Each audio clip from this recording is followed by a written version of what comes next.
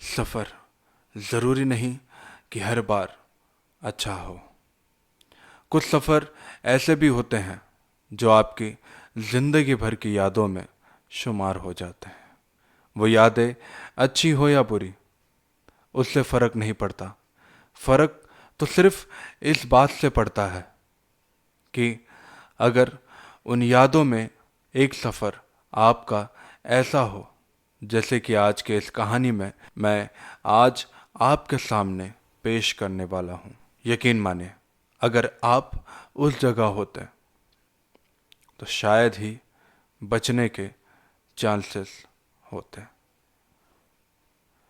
नमस्ते दोस्तों, मैं आप सभी का दोस्त सागर। मैं आप सभी का स्वागत करता हूं द हिंदी हॉरर शो के इस भयानक एपिसोड में, जहां पर मैं आप सभी को डराने की पूरी कोशिश करूंगा। आप सभी का स्वागत है अपने इस चैनल में। मैं आगे चलकर आपको परेशान तो नहीं करूंगा, लेकिन हाँ, मैं आप सभी से दरख्वास्त करना चाहता हूं कि इस वीडियो को पूरा देखें, क्योंकि अगर आप यहाँ तक आए हैं, इसका मतलब आपको डरावनी कहानी बहुत ज़्यादा पसंद है। तो डरावनी कहानी के इस गाड़ी में सवार हो जाए, क्योंकि आज आपको डरावने स्टेशनों पर मैं लेकर जाऊंगा। मैं आप सभी का दोस्त सागर शुरू करता हूँ ये कहानी। यकीन माने, आपके और उनके बीच सिर्फ डर का फासला है। वैसे रहने के लिए तो हम लोग पुणे में रहते हैं, लेकिन मुंबई किसी काम से आया था मैं। सुबह के 4 बजे मैं मुंबई के लिए रवाना तो हो गया था। सुबह की 4 बजे मैं मुंबई के लिए रवाना हो गया, और वहाँ से काम ख़त्म करके मुझे आते आते बहुत देर हो गई है आज। मैंने ट्रेन का तो बहुत ही ज़्यादा इंतज़ार किया, लेकिन हाँ, मुझे सही समय पे कोई ट्रेन न मिलने के कारण, वैसे तो मुंबई से पुणे के लिए हर हाफ आवर, मतलब आधे घंटे में, हर आधे घंटे में यहाँ पर ट्रेनें आपको मिल जाएंगी, लेकिन कहते हैं कि बुरी किस्मत जब आपका पीछा करे, तब आपको मिलने वाली चीज़ें भी आसानी से नहीं मिलती। मतलब जो चीज़ें आपके सामने पड़ी होंगी, तो भी वो आपके हाथ नहीं लगती। कुछ ऐसा ही हाल मेरा था। अब आते समय मेरे पास कोई ऑप्शन नहीं था, क्योंकि बस का सफ़र मुझे पहले से ही नहीं जमता है। बस के सफ़र में वॉमिटिंग वगैरह की परेशानियों से जूझता हुआ घर पहुंचना, ये कोई आम बात नहीं है मेरे लिए। बहुत ही ज़्यादा क्रिटिकल हो जाता है ऐसा वक्त बिताना। यही सोचते हुए मैं नेशनल हाईवे की ओर निकल पड़ा कि मुझे पता चला कि यहाँ से कुछ टैक्सी ड्राइवर हैं जो सवारी बैठाकर पुणे तक छोड़ देते हैं। ठीक है, कुछ पैसे एक्स्ट्रा लग जाएंगे, लेकिन हाँ, आराम से वहाँ तक पहुँच तो जाऊँ, अपने घर तक आराम से पहुँच जाऊँगा, यही गनीमत होगी मेरे लिए। तो बिना कुछ सोचे समझे मैं टैक्सी में सवार हो गया। सवार होते ही मैंने पाया कि जो टैक्सी ड्राइवर है, उस टैक्सी ड्राइवर ने मेरे अलावा किसी को भी नहीं बैठाया था उसके टैक्सी में। और रात के तकरीबन, जब मैं यहाँ से निकला हूँ, मैंने दादर से टैक्सी पकड़ी है। ये मैं आपको सारा लोकेशन बताता हूँ, जैसे आपको समझने में बहुत ही ज़्यादा आसान होगी अगर आप यहीं आसपास में कहीं रहते हो तो। टैक्सी पकड़ के हमें पनवेल क्रॉस करने में कम से कम एक रात के 11:30-12 बज चुके थे। अब रात का वो सुनसान माहौल, उस माहौल में बीतता हुआ वो समय, और अंधेरा छाया हुआ सा है चारों तरफ। जैसे ही हम लोग घाट पर हमारी चढ़ाई हुई, घाट की चढ़ाई पर मुझे नीचे की तरफ जो छोटा सा एक शहर या गांव, आप जो चाहे कह लो उसे, बड़ा ही सुंदर लग रहा था। खुले आसमान के नीचे एक तारों की जैसे महफिल सजी हो, कुछ ऐसा नज़ारा था। दिन के समय यहाँ पर देखने पर कुछ इतना खास नहीं दिखाई देता है, लेकिन हाँ, रात का ये जो समय है काफ़ी मदहोश कर देने वाला समय था। आप ये मानो कि अगर इस घाट पर अगर मैं रुक जाऊं, 10 मिनट अगर नीचे की तरफ देखता रहूं, तो मुझे अपने घर जाने का मन भी ना करे आज रात। लेकिन मैं खुद किसी और की गाड़ी पर सवारी बनकर जा रहा हूं, तो यहाँ पर मेरी मर्जी तो नहीं चलेगी। साथ ही में मेरे साथ में जो ड्राइवर थे, उस टैक्सी के ड्राइवर मोहन भाई, मोहन भाई से जब मैंने उनसे पूछा मोहन भाई को जब मैंने पूछा कि ये टैक्सी चलाते हुए आपको कितना समय हो गया, तब मोहन भाई ने बताया कि तकरीबन 7 सालों से वो इस रूट पर टैक्सी चला रहे हैं। फिर एकदम से मैं एकदम अचंभित हो गया कि 7 साल से अगर ये टैक्सी चला रहे हैं यहाँ पर, तो आज रात वो मुझे अकेले ही क्यों लेके जा रहे हैं। इसके पीछे का कारण मुझे समझ में नहीं आया। तो मन में बातें दबाने की कोशिश तो मैंने बहुत की, लेकिन मन में कुछ बातें दबने के लिए तैयार नहीं थी। तो खुले मन से मैंने मोहन भाई को पूछा कि मोहन भाई, अब 7 साल से टैक्सी चला तो रहे हो, लेकिन मुझे ये बात समझ में नहीं आ रही है कि आप मुझे अकेले ही क्यों लेकर जा रहे हो। आप टैक्सी चला रहे हो इस रूट पर, तो मेरे अकेले के किराए से आपका तो कुछ होगा भी नहीं। शायद आपके टैक्सी के पेट्रोल या डीजल के पैसे भी ना निकले। मेरी इस बात को मोहन भाई ने जैसे अनसुना कर दिया हो। मुझे भी लगा कि शायद रोड की तरफ उनका पूरा ध्यान है, इस वजह से वो मुझसे बात नहीं कर रहे। मैं पीछे की तरफ बैठा हुआ तो था, लेकिन ध्यान मेरा भी आगे के ही तरफ था कि किस तरीके से हम इस जगह से बहुत ही रफ्तार से निकले जा रहे थे। खंडाला घाट खत्म होते ही जैसे ईस्टर्न एक्सप्रेस हाईवे अपनी बाहें फैलाकर खड़ा था हमारे सामने कि आओ और जल्दी से निकलो। कि मैंने एक चीज़ नोटिस की, आगे चलकर एक अबेंडन सा घर था जो काफ़ी छोटा था। मोहन भाई ने हाईवे से नज़दीक उस अबेंडन घर के सामने, मतलब जो वीराना घर है, उस वीराने घर के सामने जाकर अपनी गाड़ी रुका दी। और गाड़ी रुकाते ही मुझसे वो कहने लगे कि देखो, मैं आता हूँ थोड़े देर में, आप यहीं खड़े रहना, और हाँ प्लीज़, जब तक मैं ना आऊँ आप ना उस घर की तरफ आना, ना यहाँ से कहीं जाना। मैं अपनी गाड़ी तुम्हारे भरोसे छोड़कर जा रहा हूँ, और प्लीज़ पीछे मत आना मेरे, चाहे जो हो जाए। इतना कहते ही मोहन भाई तो यहाँ से निकल गए, लेकिन उनके जो वर्ड थे कि चाहे जो कुछ हो जाए मेरे पीछे मत आना, ये वर्ड मेरे कानों के आसपास इस तरह गूंज रहा था जैसे वो मुझसे कहना चाहते हो कि चाहे कुछ भी हो जाए, यहाँ मत रुकना और मेरे पीछे आना। बस क्या था फिर, बस क्या था फिर, मैंने भी अपने कदम उस वीरान पड़े घर की तरफ बढ़ा ही दिए। जैसे ही मेरे कदम उस घर के नज़दीक पहुंच रहे थे, कुछ आवाज़ें ऐसी थी जो धीरे धीरे मेरे कानों की तरफ बढ़ते जा रही थी। उन बढ़ती आवाज़ों के साथ मैंने नोटिस किया कि उस बंद पड़े वीरान से, घर के अंदर से एक या दो लोगों की आवाज़ नहीं आ रही थी। ऐसा लग रहा था कि कोई ग्राउंड होता है, मतलब गार्डन होता है जहाँ पर शाम के समय बच्चे खेलने जाते हों, तो कैसे उनकी आवाज़ें एकदम गूंजने लगती हैं हमारे कानों में, खेलते हुए बच्चों की आवाज़ें। शायद आप ना रियलाइज कर सको। मैं आपको सुनाता हूँ वो आवाज़ें किस तरीके की थी। प्लीज़ अपने कानों को खोल के रखना।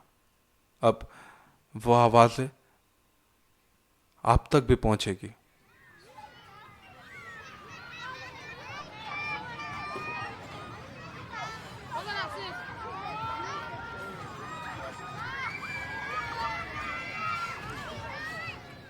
बिल्कुल ऐसे ही आवाज़ मेरे भी कान में इस वक्त गूंज रही है। लेकिन डर का माहौल तो तब पैदा होने लगा जब मैंने आसपास अपनी नज़रें दौड़ाई और मैंने पाया कि हाईवे से निकलती हुई गाड़ियों को छोड़कर और कुछ भी ऐसा नहीं था जिसके कारण मुझे उन बच्चों की आवाज़ आए। मैंने ज़्यादा दिमाग न लगाते हुए सोचा कि आगे की तरफ बढ़ते तो हैं, कम से कम देखूं कि क्या है वहां पर। देखने से पता तो नहीं चलता है कि इस बंद पड़े वीरान घर के अंदर भी कुछ हो सकता है। और आवाज भी नहीं लगा सकता क्योंकि मोहन भाई ने मुझे आवाज लगाने से मना तो किया है। मतलब आवाज मैं इसलिए नहीं लगा सकता क्योंकि मोहन भाई ने मुझसे साफ साफ कहा था कि ये गाड़ी मैं तुम्हारे भरोसे छोड़कर जा रहा हूं और तुम यहां से कहीं नहीं जाओगे।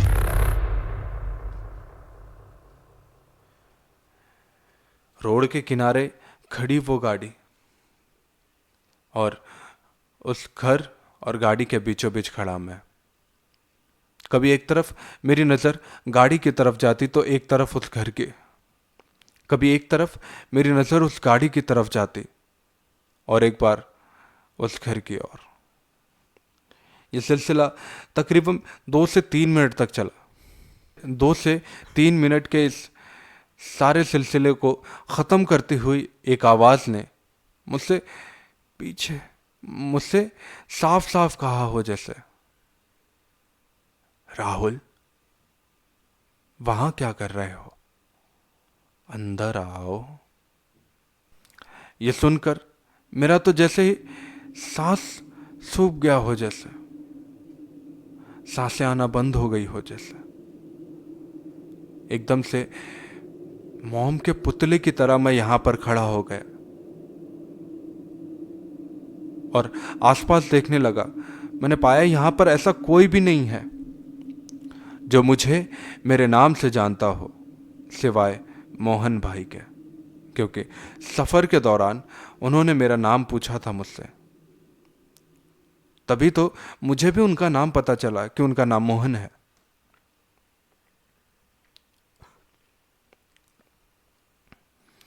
अब पीछे की तरफ जैसे ही मैंने देखा, उस गाड़ी के अंदर मैंने पाया कि कुछ बच्चे बैठे हुए हैं और गाड़ी के अंदर खेल रहे थे।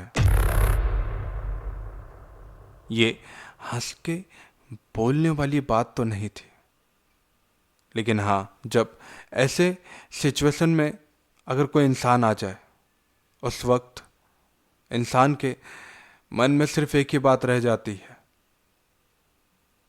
कि अब मझधार में तो हूं, ना यहां जा सकता हूं ना वहां। कहते हैं धोबी का कुत्ता ना घर का ना घाट का। उस कुत्ते जैसी हालत थी अब मेरी। ना मैं इस तरफ जा सकता था ना उस तरफ। मेरे पास रास्ता सिर्फ एक ही था और वो था मोहन भाई को आवाज देकर उन्हें अपने पास बुलाना। तो मैंने भी टाइम बर्बाद न करते हुए आवाज लगाई, मोहन भाई, मोहन भाई कहाँ हो यार? अरे चलोगे नहीं क्या? और कितना समय यहां पर बर्बाद करोगे यार? कितना टाइम बर्बाद करोगे? घर भी तो पहुंचना है मुझे। ये सुनते हुए मोहन भाई वहां से भागते हुए मेरे करीब आए और आते ही वो जैसे मुझ पे बरसने लग गए हो, जैसे जैसे कि वो मेरे टीचर हो या फिर मेरे बाप हो। चिल्लाते हुए मोहन भाई के मुंह से सिर्फ एक ही बात निकली कि जब तुम्हें मैंने मना कर दिया था कि इस तरफ मत आना, तो तुम क्यों आए? अब आगे जो भी होगा उसका जिम्मेदार मैं नहीं, तुम खुद रहोगे। याद रखना। मुझे भी कुछ समझ में नहीं आ रहा था ये कहना क्या चाहते हैं आखिर में।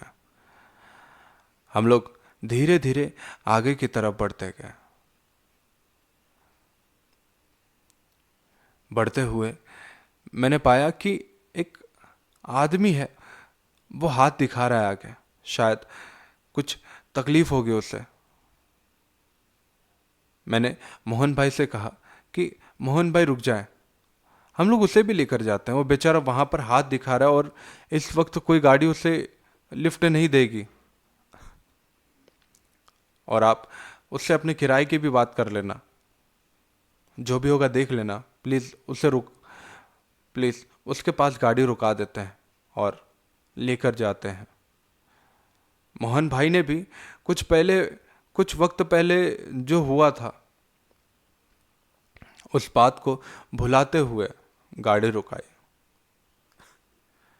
गाड़ी रुकाते ही जैसे उन्होंने शीशे को, यानी कि गाड़ी के जो शीशे होते हैं, उसे नीचे की तरफ डाउन किया और पूछा, हाँ भाई कहाँ जाना है? उस तरफ से आती हुई जवाब को सुन के मोहन के तो जैसे रूह कांप गई हो। वो वहां से, मोहन भाई ने गाड़ी की रफ्तार, यूं मान लो जैसे रॉकेट हो, उस रफ्तार से गाड़ी को भगाया। ऐसे गाड़ी भगाते हुए देख मैं तो काफ़ी डर चुका था और मैंने पूछा मोहन भाई से कि क्या हुआ, आप इतनी स्पीड में क्यों जा रहे हो? तब मोहन भाई ने मुझे सारी कहानी बताई।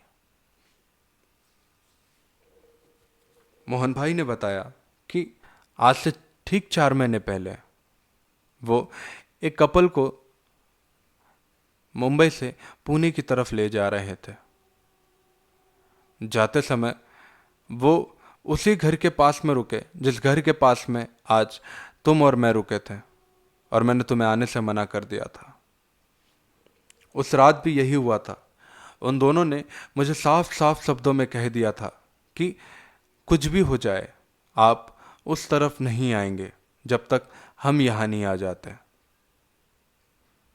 मेरे मन के अंदर की जो उत्सुकता थी, जो एक्साइटमेंट था, वो मुझे गाड़ी में बैठने से साफ साफ मना कर रहा था। मैं धीरे धीरे दबे कदमों के साथ में उस बंद पड़े वीरान घर के अंदर घुस गया। मैंने पाया कि वो जो वीरान पड़ा घर है उसके अंदर 2 कपल आए तो थे, लेकिन अब घर के अंदर कोई भी नहीं है। जैसे ही मैंने उस वीरान पड़े घर के अंदर, जैसे ही मैं उस वीरान पड़े घर के थोड़ा और अंदर गया, मैंने पाया कि मेरे पीछे जो दरवाजा था वो अपने आप जोर से बंद हुआ। उस बंद होते दरवाजे की आवाज के साथ मेरे रोंगटे खड़े हो गए और मैं भागता हुआ उस दरवाजे के पास जाकर उस दरवाजे को खोलने की कोशिश करने लगा।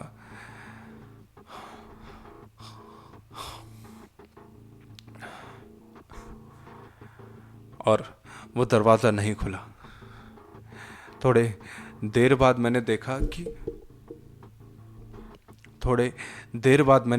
कि वो दोनों कपल बाहर की तरफ थे, जबकि मैंने अपनी आंखों से देखा था कि वो दोनों अंदर थे, मतलब अंदर की तरफ घुसे थे। वो दोनों कपल बाहर की तरफ आए और उन दोनों ने मेरी गाड़ी के पास जाकर मुझे हाथ दिखाया और कहा कि पीछे के रास्ते से आ जाओ। मैं भागता हुआ अब घर के चारों तरफ घूमने लगा और घूमते घूमते मैं पीछे से निकलने वाला रास्ता ढूंढने लगा कि मेरी नज़र जाती है उस कमरे के पास, जिस कमरे में एक लालटेन जल रही थी और उस लालटेन के सामने रखे उस गुड़िया की परछाई इस वक्त सामने के दीवार पर साफ साफ दिखाई दे रही थी। मैं अब भूल चुका था कि मुझे बाहर भी निकलना है। अब करता भी तो क्या। एक टुक नज़र से मैं उस गुड़िया को देखता ही रह गया। तब मैंने देखा कि उस परछाई में वो गुड़िया कभी ऊपर की तरफ जा रही है तो कभी नीचे की तरफ। मुझे लगा कि लालटेन की रोशनी कभी कम या कभी ज़्यादा हो रही होगी। इस कारण से मुझे ऐसा लग रहा है कि ये गुड़िया कभी ऊपर जा रही है तो कभी नीचे। हकीकत में बात तो कुछ और ही थी। जैसे ही उस परछाई को देखते हुए मैं उस कमरे की नज़दीक पहुंचा कि मैंने पाया वो गुड़िया इस वक्त वहां पर थी ही नहीं। मैंने तुरंत पलटकर उस दीवार की तरफ देखा। मैंने पाया कि अब जो परछाई बन रही थी वो किसी गुड़िया की नहीं, मेरी खुद की थी। मैं भागते हुए पीछे का दरवाजा ढूंढ ही रहा था कि उतने में मुझे पीछे से आवाज आई, स्वागत है तुम्हारा इस घर में। ये बस सुनना ही काफी था कि वहां से भागने के सारे तरीके मैं ढूंढने लगा कि कहीं ना कहीं कुछ ना कुछ मुझे मिल जाए जो मैं यहां से निकलूं कैसे ना कैसे करके। लेकिन मेरी सारी की सारी कोशिशें अब खत्म होते जा रही थी, जैसे कि मुझे फिर से वही आवाज आई जिस आवाज ने अभी मुझसे कुछ कहा था, अगर तुम्हें जिंदा रहना है तो रोज यहाँ पे मेरे लिए खाना लाना पड़ेगा, वरना मारे जाओगे। अब इतना सुनते ही मैं डर के मारे हकलाते हुए मैंने उस आवाज से कहा कि आप जो भी हो मुझे बस यहां से एक बार जाने दो, आप जो बोलोगे वो मैं करूंगा। ठीक है जाओ, लेकिन याद रखना खाना रोज आना चाहिए और हर अमावस में एक आदमी भी।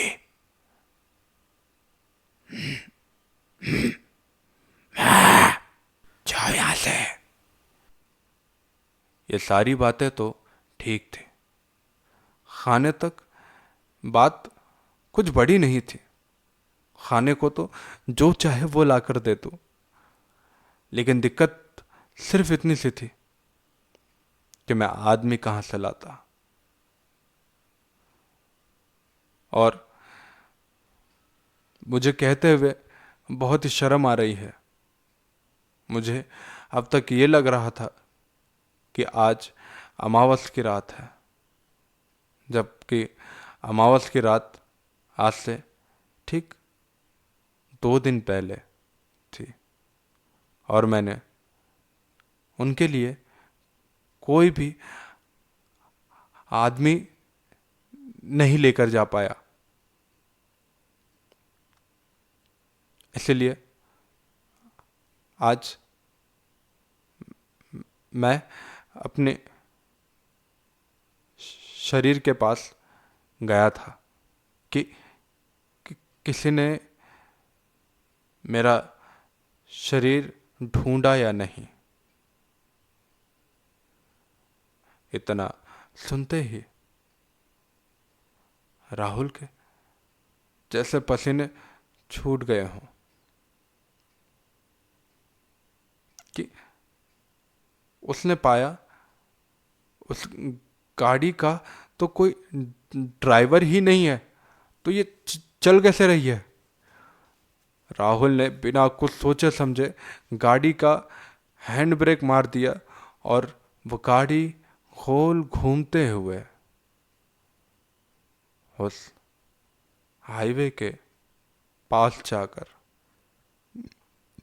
एक डिवाइडर से टकराई और राहुल बच तो गया था, लेकिन उस मोहन भाई के बताए हुए पूरे कहानी के अकॉर्डिंग राहुल उस घर के आधे रास्ते तक तो गया था। इसीलिए उसको इतना प्रॉब्लम नहीं होगा, लेकिन हाँ, जब तक वो उस आत्मा, प्रेत या जो चाहे कह लो, उसे खाना खिला रहा है, तब तक वो सेफ है। जिस दिन उसने उसे खाना खिलाना बंद कर दिया, तब राहुल की भी मौत निश्चित है। अगर आप भी पुणे से मुंबई और मुंबई से पुणे की तरफ ट्रैवल कर रहे हैं, तो नीचे कमेंट में ज़रूर लिख देना, मैं आपको उस घर का पता भेज दूंगा। क्या पता आप रोज़ अप डाउन कर रहे हैं, तो किसी भूखे को खाना खिलाने का आपको भी मौका मिल जाएगा। तो आज की कहानी यहीं पर ख़त्म करते हैं। अगर हाँ, आप लोगों को इस कहानी का पार्ट 2 चाहिए, तो आप नीचे दिए दिए गए कमेंट बॉक्स पे ज़रूर कमेंट कीजिए। और हाँ, मैं आप सभी से दरख्वास्त करता हूँ कि अब धीरे धीरे हम लोग बढ़ रहे हैं आगे की तरफ, तो मैं चाहता हूँ कि आप लोग भी अपना सहयोग दें। नीचे कमेंट बॉक्स में कमेंट करना ना भूलें, लाइक, शेयर और सब्सक्राइब करें। आपका ये खुद का यूट्यूब चैनल है। मैं ये नहीं कहता कि यहाँ पर मैं ही सब कुछ हूँ, नहीं, आपके बिना मैं भी कुछ नहीं। मिलते हैं अगली वीडियो में। जय हिंद, जय भारत, जय सिया राम।